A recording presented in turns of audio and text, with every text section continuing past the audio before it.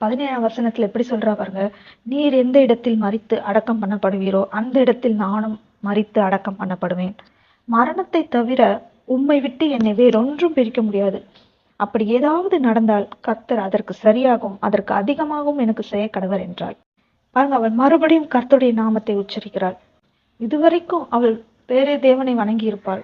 நகோமி கிட்ட போய் சொல்லும் பொழுது, நான் உங்களை விட்டுட்டு போனா நான் வணங்குற தெய்வம் என்ன தண்டிக்கும் அப்படின்னு சொல்லியிருக்கலாமே. ஆனா இங்க ரூத் அப்படி சொல்லாம, நான் உம்மை விட்டு பிரிந்து சென்றால் கர்த்தர் அதற்கு சரியாகவும் அதற்கு அதிகமாகவும் எனக்கு செய்வார் என்று கூறுகிறாள்.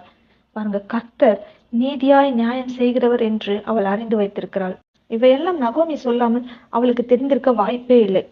ரூத் எவ்வளவு அருமையாக புத்திசாலித்தனமாக பேசுகிறாள். எப்படிப்பட்ட அருமையான ஆழமான வார்த்தைகள். நீர் போகிற இடத்திற்கு நானும் வருவேன், நீர் தங்குகிற இடத்தில் நானும் தங்குவேன், உம்முடைய ஜனம் என்னுடைய ஜனம்,